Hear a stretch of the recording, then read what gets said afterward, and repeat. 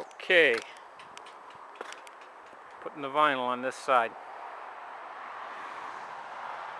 And we got it all the way up to the peak.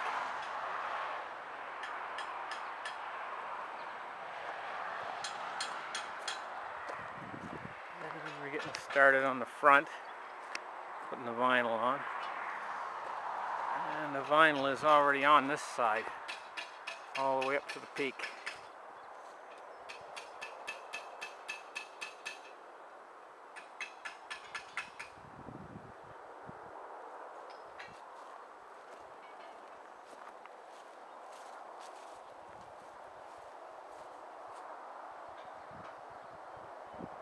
So we're going to go inside and take a peek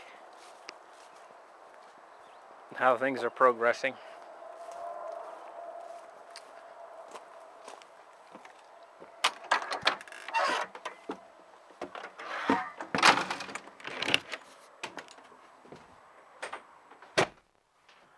Okay, here we're in. Now we see the insulation's going in.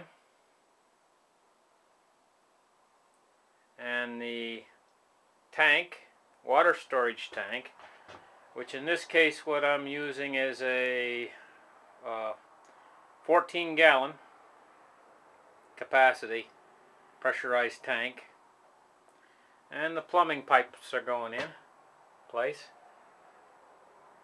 and more insulation. We got more plumbing pipes down here. We're getting started on the electrical. We got a switch box here. Breaker box over here, which is going to be mounted. Has to be mounted yet.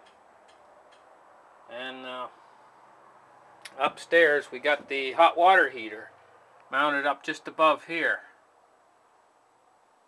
PEX pipe is going up to the hot water heater, and the hot water heater is going to hold roughly 12 gallons.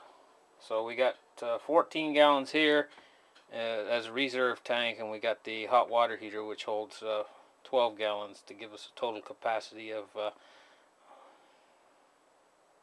26 gallons.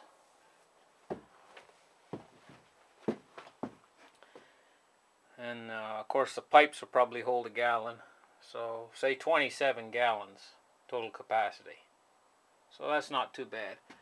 And we're getting the insulation up in the attic using styrofoam. It's got a groove in the styrofoam to let the air flow in underneath the groove, so that there's no condensation against the ceiling. That means it doesn't fit exactly tight against the ceiling. It leaves a little bit of air pocket space for so condensation doesn't form or sweat doesn't form between the plywood and the insulation. It's always a good idea to leave a little airspace when you're using on the ceiling when you're using a solid insulation. That's corrugated insulation, and the corrugation allows for airflow so that you don't get sweat against the ceiling. That's another reason for using styrofoam on the ceiling, is because of the condensation. That's why you don't use this pink stuff on the ceiling, because you could get sweat. It's okay to use it in the walls, pack it in the walls, it's fine. The condensation always goes up. Typically though, you won't have a condensation problem unless you're boiling too many things on the stove and putting too much water inside in the winter time. That's a problem if you're cooking a lot and you're boiling a lot. Especially in the wintertime, open up a window in one of these things to let the condensation out so it doesn't form against the ceiling. So anyway, that's it for this update.